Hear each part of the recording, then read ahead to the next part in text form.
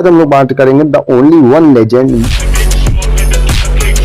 Mister Rahul Gandhi. इस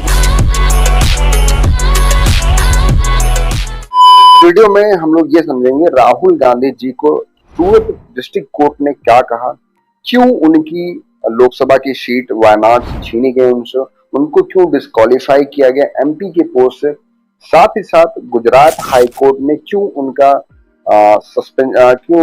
conviction suspend नहीं किया, और आज के दिन ऑनरेबल सुप्रीम कोर्ट ने इसमें क्या अपना इनपुट दिया, क्या आगे आने वाले समय में राहुल गांधी जी क्या दोबारा एमपी बन सकते हैं, क्या उनके ऊपर लगा हुआ मुकदमा हट गया, ये सारी चीजें हम लोग समझेंगे।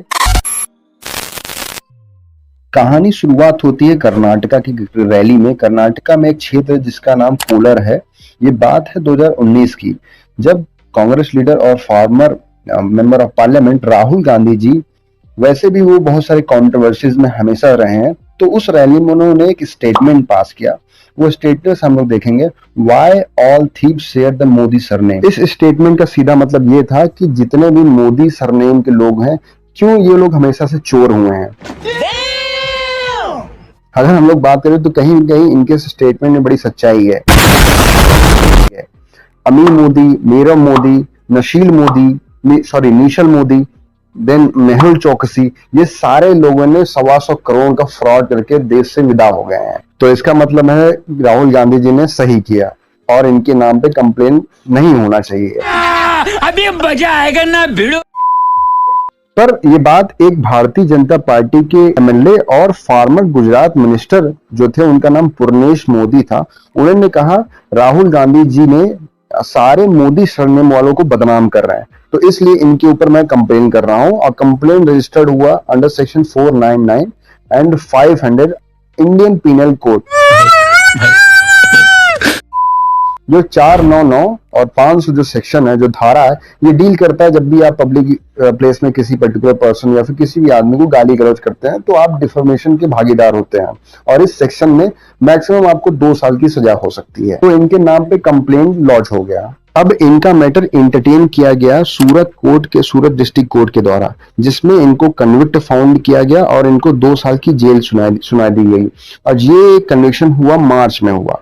हालांकि जो चीफ जुडिशियल की मजिस्ट्रेट कोर्ट थी, जिसमें एच वर्मा थे, उन्होंने इनको बेल ग्रांट कर दिया। हालांकि इनका कन्विक्शन अभी भी सस्पेंड नहीं हुआ है और इनको 30 दिन का समय दे दिया कि ये अपील कर सके उस पर्टिकुलर कन्विक्शन को अपर कोर्ट्स में। बट इनका कन्विक्शन सस्पेंड नहीं हुआ था। तो as per the article 1021E and section 8 of the representation of people act 1951, कोई भी आदमी जो 2 साल से ज्यादा किसी क्रिमिनल मुकदमे में भागी बनता है और कन्विक्शन हो जाता है, उसको तत्कालीन में और तुरंत ही उसको जिस भी लोकसभा पद पे होगा उसको उससे टर्मिनेट कर दिया जाएगा। तो राहुल गांधी जी के साथ यही हुआ।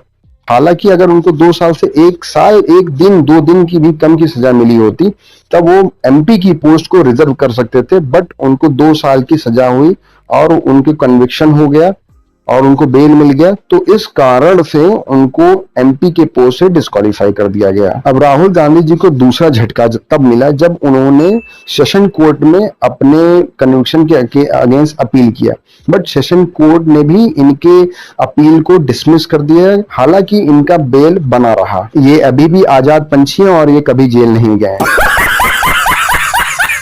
दूसरी समझने वाली चीज ये है, जब भी आपको सीजीएम कोर्ट से या फिर उसके अपर न्यायालय से, सेशन कोर्ट से आपको कोई रिलीफ नहीं मिलती, तो आपके पास दूसरी रेमेडी बचती है ऑनरेबल हाई कोर्ट।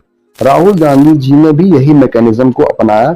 उन्होंने ऑनरेबल गुजरात हाई कोर्ट के सामने क्रिमिनल रिवीजन एप्लीकेशन लगाया, जिनमें उनका एक यही मांग थी कि कृपया उनका कन्विक्शन को स्टे कर दिया जाए, उनके कन्विक्शन को सेट असाइड कर दिया जाए। बट एक बेंच कॉन्स्टिट्यूट हुई जिसमें जस्टिस हेमंत प्रंचका, जिन्होंने उनको इंटरिम रिलीफ देने से यहां तक कि रिफ्यूज कर दिया और अल्टीमेटली उनका जो पिटीशन था वो डिसमिस्ड हो गया। राहुल गांधी जी अब थक हार के इनके पास एक ही रास्ता बचता है, सुप्रीम कोर्ट।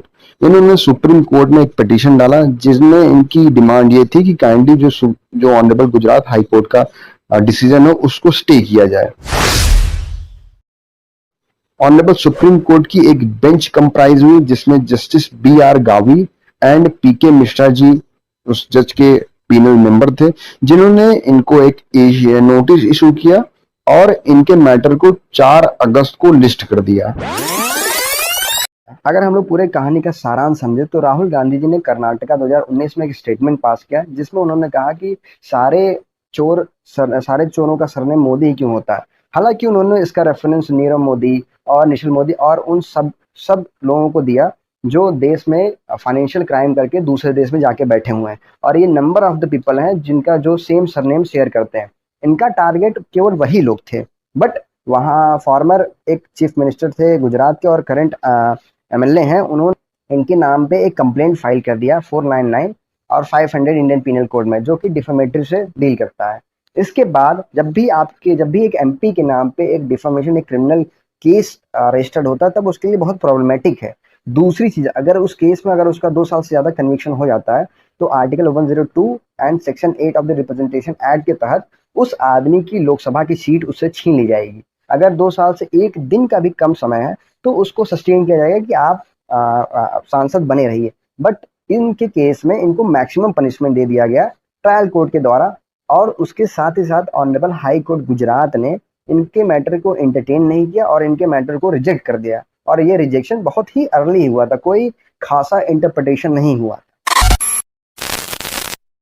अब हम लोग समझेंगे कि आज के सिनेरियो में इनके साथ क्या हुआ, सुप्रीम कोर्ट ने क्या जजमेंट दिया, सुप्रीम कोर्ट ने क्या ऑर्डर दिया, क्या ये अब दोबारा MP बन सकते हैं कि नहीं बन सकते हैं। 4 अगस्त 2023 को honourable supreme court of India अपने जुडिशरी की सबसे बड़ी बॉडी ने मिस्टर राहुल गांधी को बहुत बड़ा रिलीफ दिया। Honourable supreme court of India ने गुजरात हाई कोर्ट के डिसीजन को स्टे कर दिया, जो डिसीजन था कि राहुल गांधी कन्विक्ट होने चाहिए।